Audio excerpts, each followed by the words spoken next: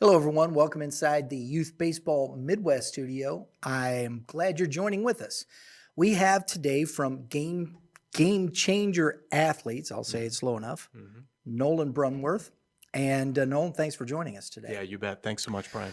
We're going to talk a little bit. I found GameChanger Athletes just scrolling through web baseball stuff, always looking around and looking at what's happening in youth baseball around the area. And I came upon GameChanger Athletes and started looking at your website, and it was very interesting. So Nolan here is the Director of Development. That's correct. And so tell us a little bit about how you got involved with GameChanger Athletes and what is GameChanger Athletes about? You bet. So we are a local nonprofit that ensures that student athletes get the most out of their sports experience. I was very fortunate to run across GameChanger Athletes after being in the nonprofit industry for many years. Of course, I attribute a lot of my own personal development to sports, and I'm a father, and I do coach as well. So when I came across this startup organization, I thought I kind of took my strengths and my passion and brought those together. And so we've been around for 2 or 3 years, and we engaged several local school districts as well as club sports in our workshops and programming that's all designed to ensure that athletes are getting leadership skills, not just skills and drills, out of their sports experience. Right. I was looking through this flyer, and it says what we do. And you say it says we utilize sports to develop game changer athletes. What do you consider a game changer athlete? Yeah, right. So it's a leader. It's someone that wants to reach their potential. And if you've been on a team, you understand that. I mean, let's face it. Not everybody's has the same motivations on that team. Some people are enjoying playing, but some people are looking to not just take it to the next level, but they're looking to lead. Not just the team they're on, but teams in the future. So we try to embrace the leaders that are already there, and we do give a gentle push to their teammates to rise. But everybody's on a different level, right? And they're on a different path. But we certainly want to make sure that the ones that want to transcend sports and be a better person and be a better employee, better spouse, just a better person, that they are kind of going through a conscious effort to work on life skills through their sports experience. So we'll get into this later, but we talk about the strengths of a game changer athlete, and you'll quickly see that those are life skills that far transcend sports. Because regardless, we all like to think, we all played youth sports at some point, and we all hit our peak at some point and said, well, I'm done here. Right?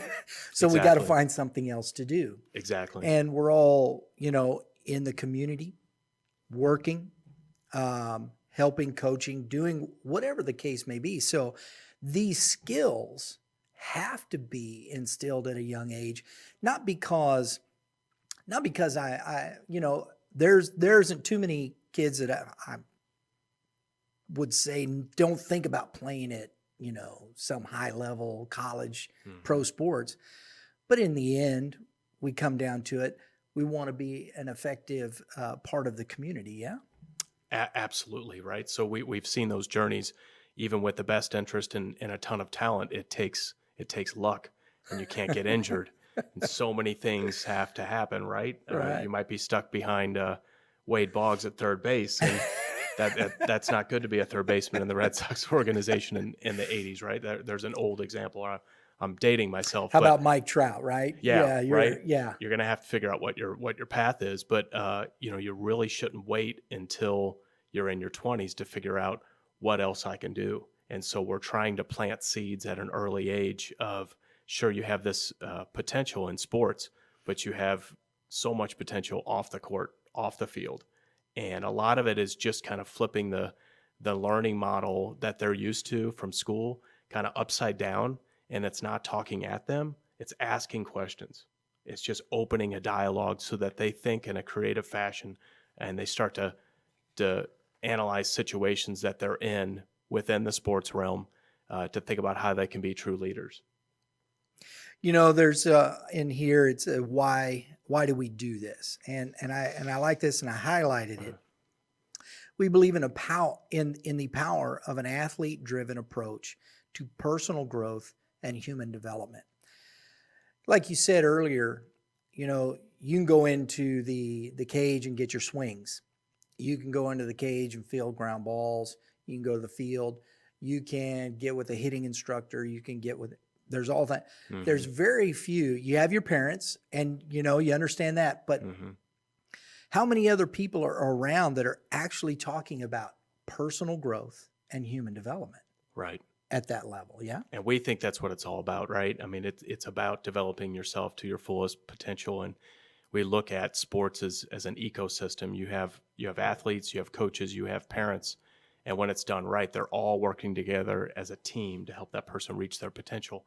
But it's not always, like I said, it's not talking at the athlete. It's getting the athlete to have some ownership and to drive their sports experience. Mm-hmm. So it might be pushing back sometimes, saying, I'm ready to exit this sport and play another at this age because I think it's going to help me develop, or because I think the coach can really help me in a lot of different ways. So unfortunately, what we see, and I won't bang the drum too loudly, but is you're going to do this, or this is the sport I played, you should play that. Right. From the parent to the child, or we're going to live vicariously through you. And it puts so much downward pressure on the athlete, and they lose scope of the good stuff. They lose scope of they lose sight of the life skills that can be gained, because now it's just, I'm supposed to do this, and I'm helping the coach or the parent pursue their goal. Now I'm gonna do this. I'm gonna go here. I'm a parent.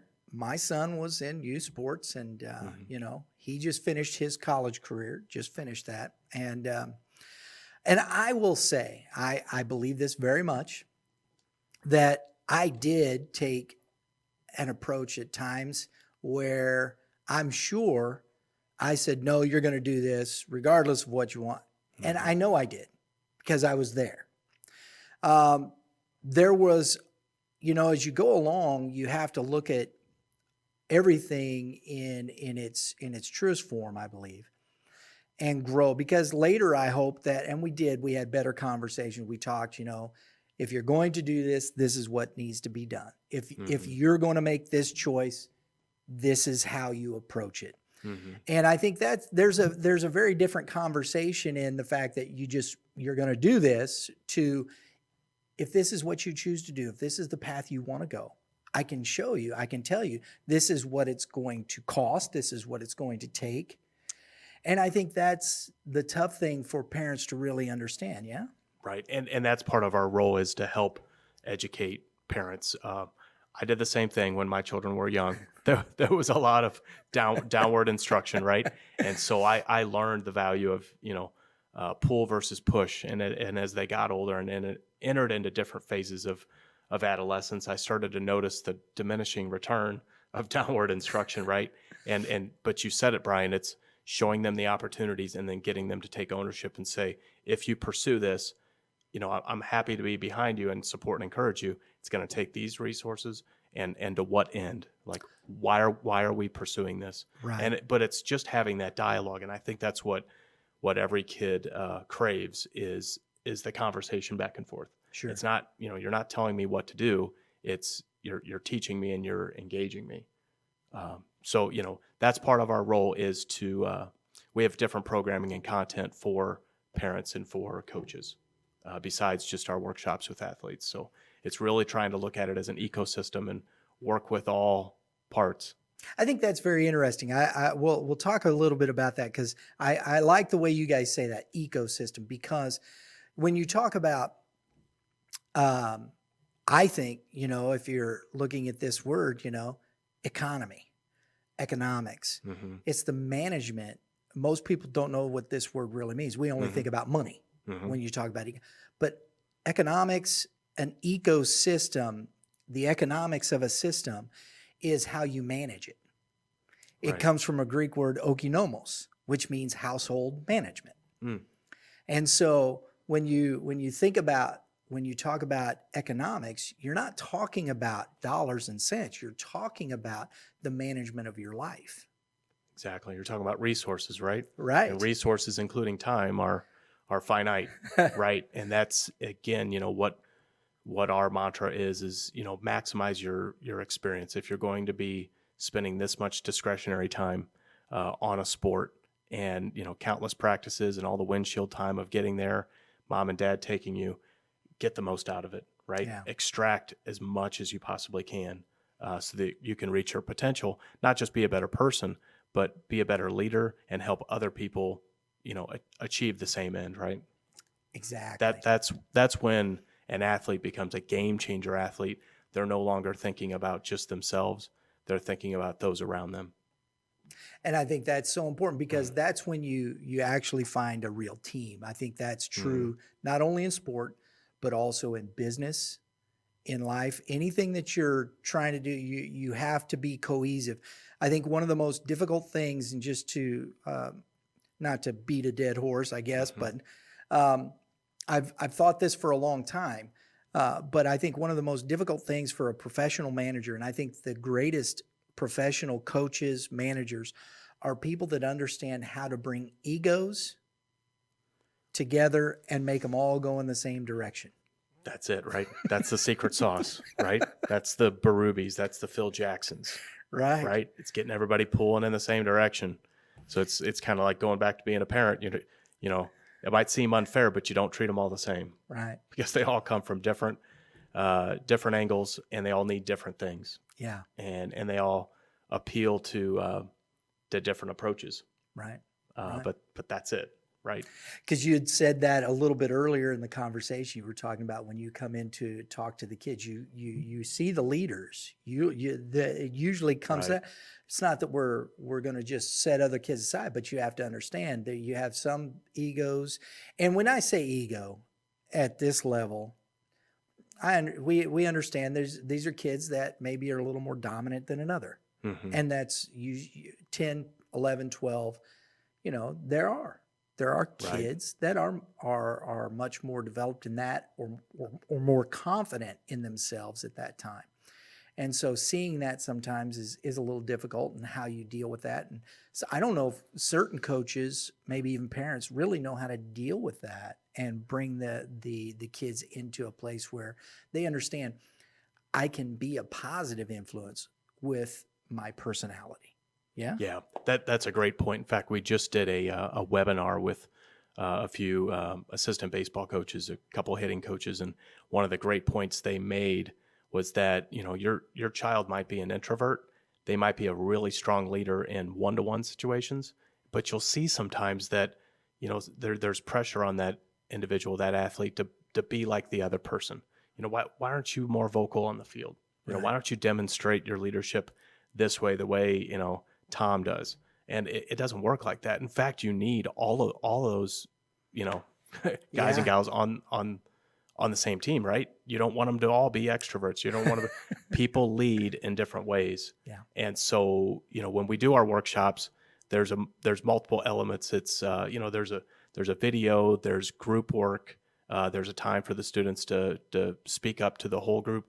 It's meant for different types of learners. It's definitely not a lecture situation. It's designed to bring out all the different introverts and extroverts and allow them, an element within the 60 minutes for them to really embrace and shine. So it's a variety of exercises meant for different learning styles. All right, Nolan, thank you very much. And guys, listen, GameChangerAthletes.org. That's the URL. Go check them out. If you want to learn more, contact them. If you are a coach, a director, parent, right? Absolutely.